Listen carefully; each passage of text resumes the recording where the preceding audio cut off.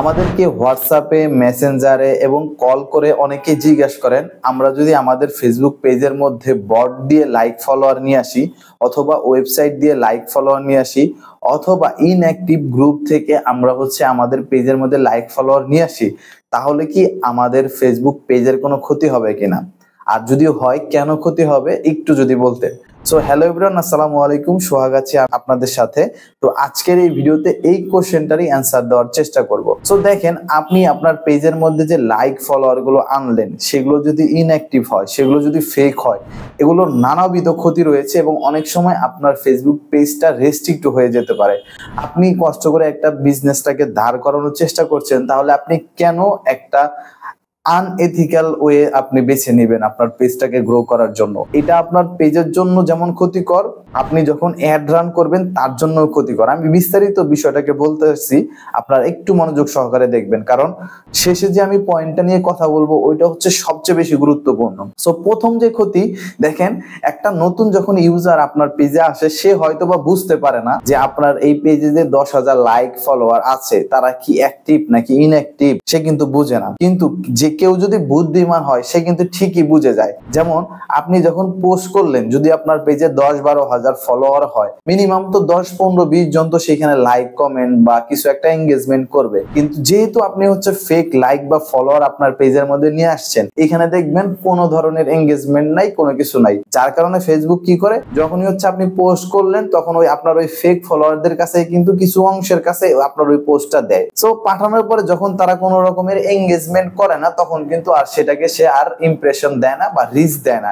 এইভাবে করে কিন্তু আপনার পেজটা আস্তে আস্তে ডেড হয়ে যায়। সো আলটিমেটলি এটা কিন্তু আপনার পেজের জন্য অনেক বেশি ক্ষতি। সো এই কাজটা কখনোই করা যাবে না। তারপরে সবচেয়ে বড় ক্ষতি যেটা, যখন আপনি ফেসবুকে অ্যাড রান করেন, ফেসবুক আপনার অ্যাডটাকে কিন্তু রিভিউতে নেয়। রিভিউতে নেওয়ার পরে সে অ্যানালাইজ করে যে আপনার পেজের অডিয়েন্স কারা, তাদের বয়স কত, তারা মেল নাকি ফিমেল, হ্যাঁ, তাদের ইন্টারেস্ট গুলো কি। সে কি করে, সে ওই টাইপের অডিয়েন্সকে, আপনার পেজের যে টাইপের অডিয়েন্স গুলো আছে সে ওই টাইপের অডিয়েন্স গুলোকে খুঁজে বের করার চেষ্টা করে, যাতে করে সে আপনার পটেনশিয়াল যে অডিয়েন্স আছে তাদের কাছে পৌঁছাতে পারে। কিন্তু যেহেতু আপনি আপনার পেজের মধ্যে ফেক লাইক এবং ফলোয়ার নিয়ে আসছেন, সেগুলো সবগুলো প্রোফাইল কিন্তু ইনঅ্যাক্টিভ। আর ইনঅ্যাক্টিভ হওয়ার কারণে ফেসবুক কি করে, ফেসবুকের অ্যালগোরিদম যেহেতু মানুষ চালায় না, সেটা এআই দিয়ে চলে, সেটা আর্টিফিশিয়াল ইন্টেলিজেন্স দিয়ে চলে। তারাও ভেবে নেয় যে আপনার হয়তো ওই ধরনের অডিয়েন্স গুলাই আপনার টার্গেটেড অডিয়েন্স। তখন সে কি করে, আপনার এই অ্যাডটাকে ওই ধরনের অডিয়েন্সের কাছে পৌঁছায় দেয় যেই ধরনের অডিয়েন্স গুলো আপনার ফেসবুক পেজের মধ্যে আছে। সো আলটিমেটলি আপনার অ্যাডটাও লস হয়ে যায় এবং আপনার অ্যাডটাও ফ্লপ হয়। সো এটা কিন্তু লং টাইম বিজনেসের জন্য অনেক বেশি ক্ষতিকর। সো আশা করি যে আপনারা বুঝতে পারছেন যে আমরা কি করব না, আমরা কখনোই কোনো আনইথিক্যাল ওয়ের মাধ্যমে আমাদের পেজের মধ্যে লাইক ফলোয়ার বাড়ানোর চেষ্টা করব না।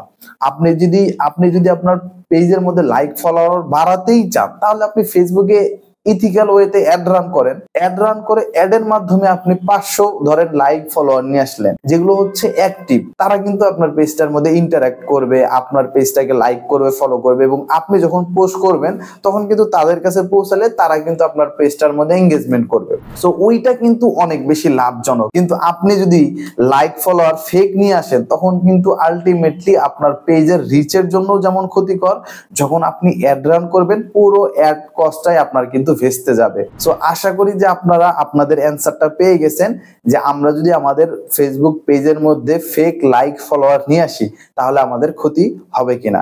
আশা করি আজকের এই ভিডিওটা আপনাদের ভালো লেগেছে। ভালো লাগলে অবশ্যই আমাদের ইউটিউব চ্যানেল এবং ফেসবুক পেজটাকে ফলো করবেন এবং আমাদের সাবস্ক্রাইব করতে ভুলবেন না। আর আপনাদের কোনো কোশ্চেন থাকলে অবশ্যই সেটা কমেন্ট করে জানাতে পারেন। সো ভালো থাকবেন সবাই, আসসালামু আলাইকুম।